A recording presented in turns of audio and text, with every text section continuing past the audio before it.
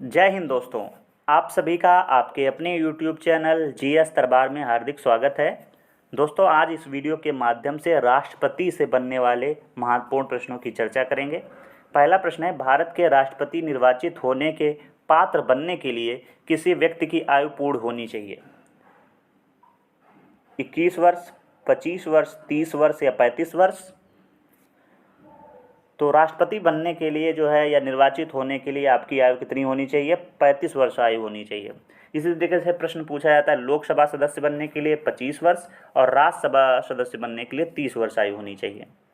अगला प्रश्न दोस्तों देखते हैं कि राष्ट्रपति के पद के उम्मीदवार के लिए अधिकतम आयु कितनी होनी चाहिए। देखो, यहाँ पे न्यूनतम आयु तो 35 वर्ष थी, अधिकतम आयु देखते हैं 65 वर्ष या 70 वर्ष, 75 वर्ष या कोई आयु सीमा नहीं है। तो राष्ट्रपति के उम्मीदवार होने के लिए अधिकतम कोई आयु सीमा नहीं है, तो इसका ऑप्शन डी इसका सही जवाब हो जाएगा। अगला प्रश्न देख लेते हैं। अगला प्रश्न, प्रश्न संख्या 3, एक व्यक्ति राष्ट्रपति पद के लिए अधिकतम कितनी बार निर्वाचित हो सकता है? 2 बार, 3 बार, 4 बार या कोई सीमा नहीं है। तो आप जो है राष्ट्रपति पद के लिए कितनी भी बार जो है आप निर्वाचित हो सकते हैं, क्योंकि आपने अभी जाना था कोई आयु सीमा नहीं है, तो इसका मतलब कितनी बार भी आप जो है निर्वाचित हो सकते हैं, लेकिन न्यूनतम आयु आपकी 35 वर्ष होनी चाहिए और अधिकतम कोई सीमा नहीं। अगला है, राष्ट्रपति का निर्वाचन किस प्रकार से होता है? प्रत्यक्ष रूप से, अप्रत्यक्ष रूप से, मनोनयन द्वारा और कोई स्पष्ट प्रावधान नहीं है। तो राष्ट्रपति का जो निर्वाचन होता है वह अप्रत्यक्ष रूप से होता है। अप्रत्यक्ष रूप का मतलब यह है कि जनता के द्वारा सीधे नहीं चुने जाते, बल्कि जो है जनता के द्वारा निर्वाचित जो लोकसभा और राज्यसभा में सदस्य होते हैं उनके द्वारा, और साथ ही साथ जो विधानसभा सदस्य चुने जाते हैं उन सभी सदस्यों के द्वारा राष्ट्रपति का निर्वाचन होता है। आगे बढ़ते हैं। अगला है, राष्ट्रपति पद के निर्वाचन हेतु कौन सी पद्धति अपनाई जाती है? सूची पद्धति, संचयी मत पद्धति, सापेक्ष बहुमत पद्धति या लास्ट ऑप्शन बहुत ही अच्छा आपका है, समानुपातिक प्रतिनिधित्व एवं एकल संक्रमणीय मत पद्धति। तो यही पद्धति अपनाई जाती है, कौन सी? समानुपातिक प्रतिनिधित्व एवं एकल संक्रमणीय मत पद्धति का प्रयोग किया जाता है राष्ट्रपति पद के निर्वाचन हेतु। अगला प्रश्न है, राष्ट्रपति पद के चुनाव संबंधी विवाद को किसे निर्देशित किया जाता है? संसदीय समिति को, लोकसभा अध्यक्ष को, निर्वाचन आयोग को या उच्चतम न्यायालय को? तो देखो, राष्ट्रपति जो है देश का पहला नागरिक होता है, तो उसके संबंधित चुनाव संबंधी जो जितने भी विवाद आएंगे तो वो तो निर्वाचन आयोग नहीं सुलझाएगा, क्योंकि निर्वाचन आयोग खुद चुनाव कराता है। तो इसका जो सही जवाब हो जाएगा उच्चतम न्यायालय में जो है निर्देशित किया जाता है। अगला प्रश्न है कि राष्ट्रपति के चुनाव के लिए प्रस्तावक एवं अनुमोदक की कम से कम कितनी संख्या होनी चाहिए? आपने अगर पॉलिटी पढ़ी होगी तो वहाँ पे आप समझे होंगे कि प्रस्तावक क्या होता है और साथ ही साथ अनुमोदक क्या होता है। क्यों? क्योंकि अगर राष्ट्रपति आप बनना चाहेंगे तो ऐसे ही फार्म नहीं भर देंगे, उसके लिए प्रस्तावक भी होना चाहिए और अनुमोदक भी होना चाहिए। वही यहाँ पे पूछा गया है, कम से कम कितनी संख्याएँ होनी चाहिए? 10-10, 20-20, 50-50 या 100-100? तो राष्ट्रपति का अगर आप फॉर्म भरते हैं या कह सकते हो पर्चा भरते हैं तो उसके लिए कितने प्रस्तावक और कितने अनुमोदक होने चाहिए? तो 50 प्रस्तावक होने चाहिए और साथ ही साथ 50 अनुमोदक होने चाहिए। ऑप्शन सी इसका सही जवाब है। दोस्तों, बहुत ही अच्छे प्रश्न हैं, आपको पूरा आनंद आएगा अगर आपने जो है राष्ट्रपति चैप्टर पढ़ा हुआ है। अगला प्रश्न है, भारत का राष्ट्रपति निर्वाचित होने के लिए निम्नलिखित में से कौन सी बात अयोग्य मानी जाएगी? भारत का नागरिक हो, ये तो अयोग्यता नहीं है। अगला है 35 वर्ष आयु पूर्ण कर चुका हो, ये भी आपने अभी जाना है।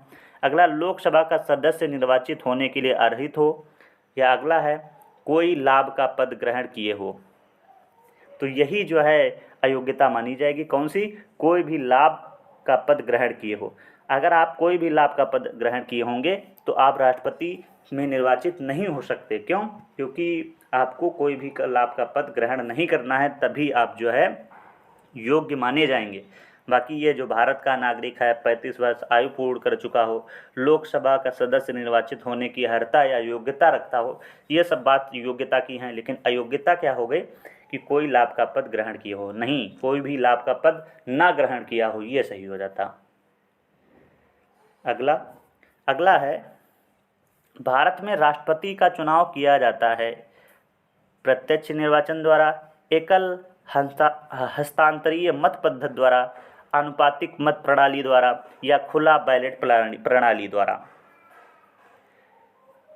तो अभी आपने पीछे यहाँ पे देखो ऑप्शन देखा था और उसी से आप समझ जाएंगे, समानुपातिक प्रतिनिधित्व एवं एकल संक्रमणीय मत पद्धति। देखो इसमें ऑप्शन दिया है एकल संक्रमण की, यहाँ पे देखो दिया एकल हस्तांतरित मत पद्धति, तो यही इसका जो है सही जवाब हो जाएगा, ऑप्शन बी इसका सही जवाब है। अगला है, राष्ट्रपति पद का चुनाव संचालित किया जाता है लोकसभा अध्यक्ष द्वारा, प्रधानमंत्री द्वारा, निर्वाचन आयोग द्वारा या संसदीय मामलों के मंत्री द्वारा। तो इसका सही जवाब तो बिल्कुल आपको पता होगा कि निर्वाचन आयोग द्वारा। और अभी आपने जाना था कि अगर कोई राष्ट्रपति संबंधी निर्वाचन संबंधी कुछ विवाद होता है तो उसको किस में निपटाया जाएगा, तो हम बताएंगे उच्चतम न्यायालय में। अगला प्रश्न है, भारत के राष्ट्रपति की तुलना निम्नलिखित में से किससे करना सर्वाधिक उचित होगा? अमेरिका के राष्ट्रपति से या फ्रांस के राष्ट्रपति से, ब्रिटेन के सम्राट से या श्रीलंका के राष्ट्रपति से? तो इसका जो सही जवाब हो जाएगा ब्रिटेन के सम्राट से, ऑप्शन सी इसका दोस्तों सही जवाब है। अगला प्रश्न, भारत में कार्यपालिका का अध्यक्ष कौन होता है? ये पूछा गया है। राष्ट्रपति, प्रधानमंत्री, विरोधी दल का नेता या भारत सरकार का मुख्य सचिव? तो कार्यपालिका का अध्यक्ष जो है राष्ट्रपति होता है, ऑप्शन ए इसका सही जवाब है। अगला प्रश्न है प्रश्न संख्या 13 कि संघ की कार्यपालिका शक्ति निहित है प्रधानमंत्री में, राष्ट्रपति में, मंत्रिपरिषद में या संसद में? तो संघ की कार्यपालिका शक्ति निहित किस में होती है? तो राष्ट्रपति में होती है। ये सरल प्रश्न है इसलिए हम जल्दी आगे बढ़ रहे हैं कि भारत का राष्ट्रपति राज्य का प्रधान है, राज्य का प्रधान नहीं है, केवल सरकार का प्रधान है या राज्य व सरकार दोनों का प्रधान है? तो भारत का जो राष्ट्रपति है वो राज्य का प्रधान है, ऑप्शन ए इसका सही जवाब है, और सरकार का प्रधान प्रधानमंत्री होता है। आगे बढ़ते हैं, अगला प्रश्न, प्रश्न संख्या 15 आपकी स्क्रीन पर, भारतीय संविधान के अनुसार देश का प्रथम नागरिक कौन होता है? मैंने अभी प्रश्न में शुरुआत में ही बात बताई थी कि भारत का या संविधान के अनुसार देश का प्रथम नागरिक राष्ट्रपति होता है, ऑप्शन ए इसका सही जवाब है। अगला प्रश्न देख लेते हैं। अगला प्रश्न है कि भारतीय संविधान के अनुसार संघ की कार्यपालिका शक्तियां किस में निहित होती हैं? प्रधानमंत्री में, राष्ट्रपति में, संसद में या मंत्रिपरिषद में? तो संघ की कार्यपालिका शक्तियां किस में निहित होती हैं? तो राष्ट्रपति में निहित होती हैं, ऑप्शन बी इसका सही जवाब है। दोस्तों अगर यहाँ पे अभी आप राष्ट्रपति का जो है चैप्टर कर रहे हैं तो वहाँ पे तुम तुरंत आप राष्ट्रपति बोल दे रहे हैं या आपका दिमाग भी काम कर रहा है, लेकिन यही प्रश्न अगर पेपर में आ जाएगा तो वहाँ पे ये 4 ऑप्शन दिए होंगे तो आप सोचेंगे कहीं प्रधानमंत्री तो नहीं है, तो वहाँ पे फिर आपका गड़बड़ हो जाएगा, तो इसलिए इसको ध्यान में रखना है। अगला है, भारतीय संविधान के अनुसार देश की तीनों सेनाओं का सुप्रीम कमांडर कौन होता है? उपराष्ट्रपति, राष्ट्रपति, थल सेनाध्यक्ष या फील्ड मार्शल? तो तीनों सेनाओं का जो सुप्रीम कमांडर होता है वह राष्ट्रपति होता है, ऑप्शन ए इसका सही जवाब हो जाएगा। अगला प्रश्न देखते हैं कि भारत का राष्ट्रपति होता है भारत का वास्तविक शासक, राज्य का संवैधानिक अध्यक्ष, राज्य और सरकार का अध्यक्ष या बहुमत दल का नेता? तो अभी पीछे जाना था कि राज्य का होता है तो राज्य का संवैधानिक अध्यक्ष होता है, भारत का वास्तविक शासक तो जो है प्रधानमंत्री है। अगला देखते हैं, भारतीय सशस्त्र सेनाओं का सर्वोच्च कमांडर कौन होता है?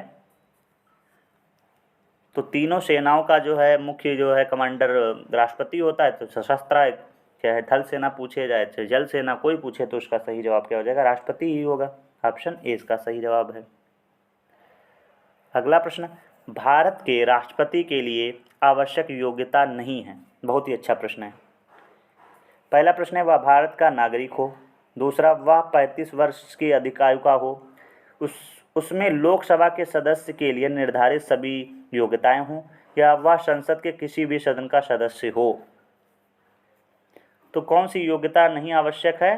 तो ऑप्शन डी, वह संसद के किसी भी सदन का सदस्य हो, यह जरूरी नहीं है।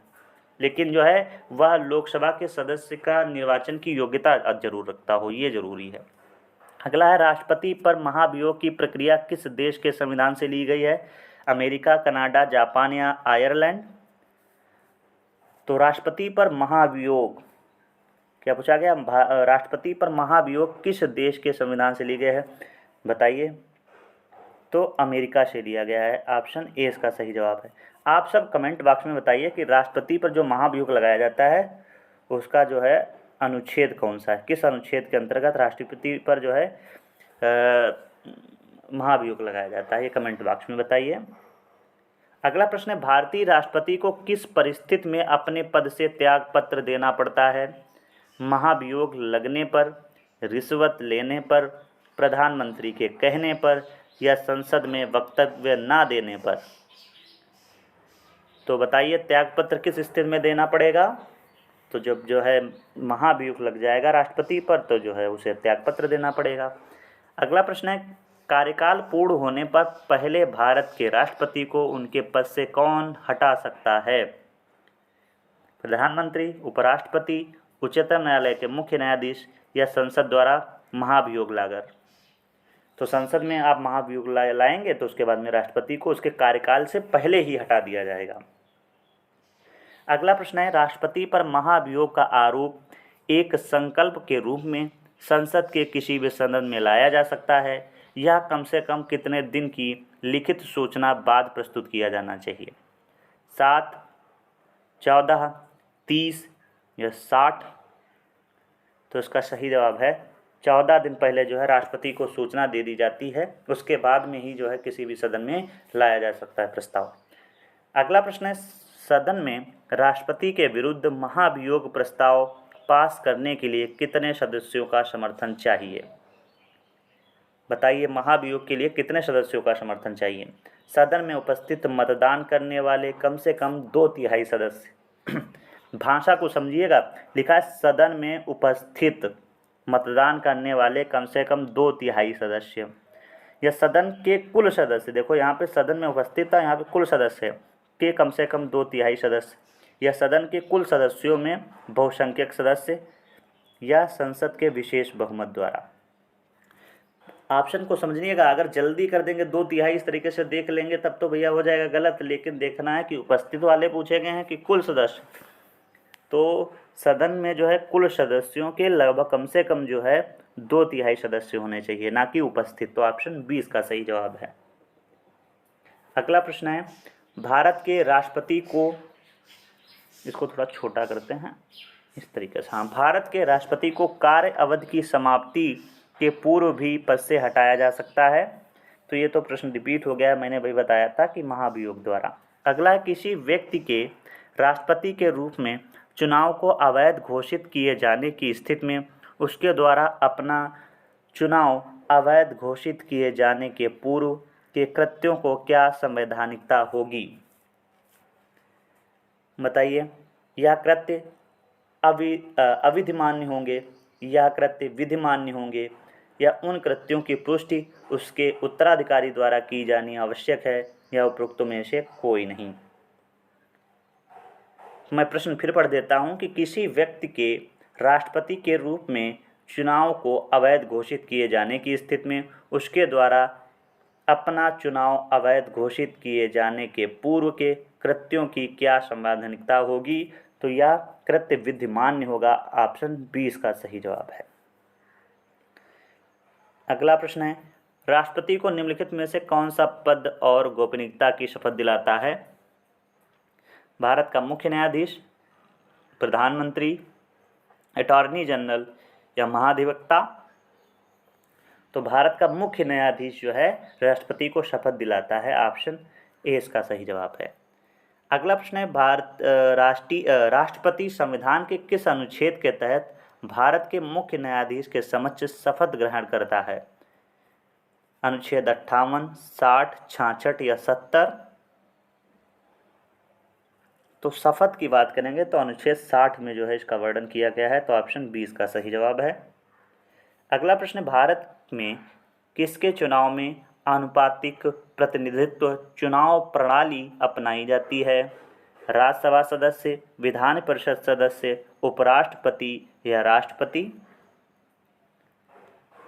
क्या पूछा गया? आनुपातिक प्रतिनिधित्व चुनाव प्रणाली या एकल वही वाला था, तो उसका तो अभी तुरंत समझ गए होंगे, राष्ट्रपति बताएंगे।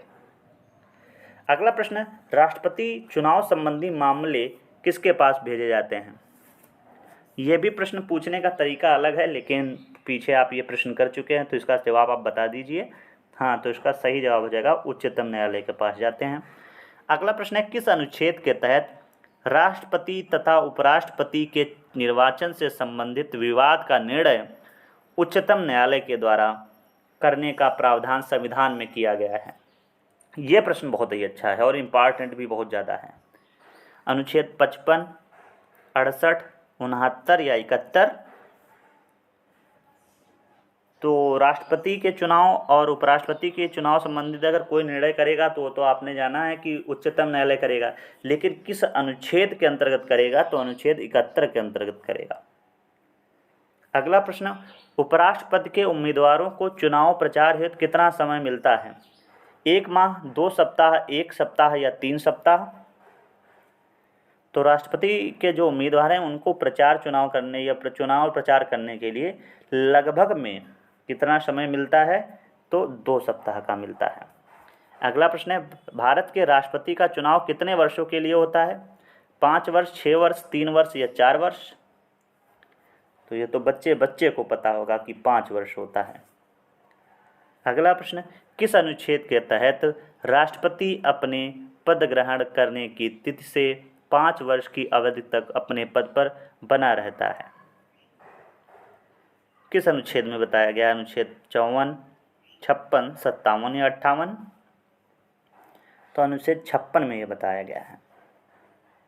अगला प्रश्न है कि राष्ट्रपति के चुनाव के लिए निर्वाचक मंडल में होते हैं संसद के सभी सदस्य और विधानसभाओं तथा विधान परिषदों के सभी सदस्य, संसद के दोनों सदनों तथा विधानसभाओं के निर्वाचित सदस्य, या संसद के दोनों सदनों के सभी सदस्य, या संसद के दोनों सदनों के सभी निर्वाचित सदस्य? बता दीजिए इसका भैया कमेंट बॉक्स में जवाब। तो हाँ, संसद के दोनों सदनों तथा विधानसभाओं के निर्वाचित सदस्य, ऑप्शन 20 का सही जवाब हो जाएगा। आगे बढ़ते हैं। अगला प्रश्न है, भारत के राष्ट्रपति के निर्वाचन के बारे में निम्नलिखित में से कौन सा कथन सही नहीं है? पहला है कि सभी राज्य विधानसभाओं के सदस्य निर्वाचक मंडल के सदस्य होते हैं, इसलिए उस समय राष्ट्रपति का निर्वाचन नहीं हो सकता जब तक कि 2 विधानसभाएं भंग हों। पहला देखिएगा कौन सा कथन सही नहीं है पूछा गया है। अगला है, संसद के दोनों सदनों के सदस्यों का मत मूल्य सभी राज्य विधानसभाओं के संयुक्त मत मूल्य से कहीं भी अधिक होता है। कोई उम्मीदवार यदि मतों का बहुमत प्राप्त कर लेता है तो वह स्वतः ही निर्वाचित नहीं हो जाता। और अगला है, राष्ट्रपति के निर्वाचन के संबंध में यदि कोई विवाद हो तो वह सर्वोच्च न्यायालय के क्षेत्राधिकार में नहीं आता। या ई है उपरोक्त सभी। तो देखो कौन सा कथन सही नहीं है। अभी आपने जाना था कि राष्ट्रपति के निर्वाचन से संबंधित जो है कोई भी विवाद होता है तो वह सर्वोच्च न्यायालय के क्षेत्राधिकार में ही आएगा, लेकिन यहाँ पे क्या बताया गया है कि क्षेत्राधिकार में नहीं आता। तो इसका मतलब यही ऑप्शन क्या हो जाएगा? गलत हो जाएगा। तो ऑप्शन डी इसका सही जवाब है। अगला प्रश्न, भारत के राष्ट्रपति को उसके पद से हटाया जा सकता है भारत के प्रधानमंत्री द्वारा, लोकसभा द्वारा, भारत के मुख्य न्यायाधीश द्वारा या संसद द्वारा? तो ये भी प्रश्न आप कर चुके हैं, लेकिन लैंग्वेज वहाँ पे चेंज थी, तो संसद द्वारा इसका सही जवाब होगा। अगला प्रश्न है, भारत के राष्ट्रपति को पद से हटाने की प्रक्रिया क्या है? तो संसद में महाभियोग। इसमें क्या है, ये तो आप सभी को पता है। इसका ऑप्शन डी इसका सही जवाब होगा। अगला प्रश्न है, संविधान के उल्लंघन के लिए राष्ट्रपति के विरुद्ध महाभियोग कार्यवाही किसमें शुरू की जा सकती है? लोकसभा, राज्यसभा, संसद के किसी भी सदन में या उच्चतम न्यायालय में? ध्यान से देखना है प्रश्न, तब उसका जवाब बताइएगा। आप उच्चतम न्यायालय ना बताने लग जाना। अगर निर्वाचन संबंधी कोई जो है झगड़ा होगा तो वो उच्चतम न्यायालय में जाएगा। बाकी राष्ट्रपति के विरुद्ध अभियोग लाना है, उसकी कार्रवाई शुरू की जाएगी। तो बताइए, लोकसभा, राज्यसभा या दोनों सदनों में किसी भी सदन में पेश किया जा सकता है? तो संसद के किसी भी सदन में जो है अभियोग पेश किया जा सकता है। अगला प्रश्न है, राष्ट्रपति को यहाँ पे टाया जा सकता नहीं, हटाया जा सकता है। यहाँ पे इसको सही कर लेंगे, इसको काट देंगे, हटाया यहाँ पे है। अविश्वास प्रस्ताव लाकर, संविधान संशोधन द्वारा, कानूनी कार्रवाई द्वारा या महाभियोग द्वारा? तो तुरंत बता देंगे, महाभियोग के द्वारा। ऑप्शन डी इसका सही जवाब है। अगला प्रश्न, राष्ट्रपति पर महाभियोग किस आधार पर लगाया जा सकता है? किसी भी आधार पर, संविधान के अतिक्रमण करने पर, राज्य विधानसभा को भंग करने पर, उपराष्ट्रपति को राष्ट्रपति बनाने पर? देखो, किसी भी आधार पर किसी को ऐसे थोड़ी कर सकते हैं। अगर राष्ट्रपति संविधान पर अतिक्रमण कर रहा है या अपने मनमानी तरीके से कार्य कर रहा है, तो संविधान के अनुसार अगर कार्य नहीं कर रहा है तो वही है संविधान के अतिक्रमण करने पर, तब जो है उसे महाभियोग के द्वारा उसे हटाया जा सकता है। अगला प्रश्न है, मुख्य न्यायाधीश की अनुपस्थिति में राष्ट्रपति किसके समक्ष शपथ लेता है? बहुत ही अच्छा प्रश्न है, बहुत ही अच्छा और बहुत ही इम्पॉर्टेंट, क्योंकि आपने सीधे पढ़ा था कि जो है राष्ट्रपति को शपथ दिलाता है मुख्य न्यायाधीश। अगर आप मुख्य न्यायाधीश नहीं है तब क्या होगा? तो उपराष्ट्रपति दिलाएगा, या महान्यायवादी, या लोकसभा अध्यक्ष, या सर्वोच्च न्यायालय का वरिष्ठ न्यायाधीश? अगर सर्वोच्च जो न्यायालय का मुख्य न्यायाधीश नहीं है तो सर्वोच्च न्यायालय का जो वरिष्ठ जो है न्यायाधीश होगा वह जो है राष्ट्रपति को शपथ दिलाता है। अगला प्रश्न है, यदि राष्ट्रपति और उपराष्ट्रपति दोनों देश के बाहर हों तो उस स्थिति में उनके कार्यभार को कौन ग्रहण करेगा? राज्यपाल, प्रधान सेनापति, सर्वोच्च न्यायालय के मुख्य न्यायाधीश या प्रधानमंत्री? तो उसका सही जवाब होगा सर्वोच्च न्यायालय के मुख्य न्यायाधीश जी जो है यह पद संभालेंगे। अगला, यदि भारत के राष्ट्रपति त्यागपत्र देना चाहते हैं तो वह अपना त्यागपत्र किसे सौंपेंगे? देखो, आपने जाना था कि शपथ तो मुख्य न्यायाधीश दिलाते हैं, तो त्यागपत्र किसे देंगे? भारत के मुख्य न्यायाधीश को, भारत के उपराष्ट्रपति को, भारत के मुख्य चुनाव आयुक्त को, या भारत के प्रधानमंत्री को? तो त्यागपत्र देंगे भारत के उपराष्ट्रपति को, और शपथ कौन दिलाता है? तो मुख्य न्यायाधीश।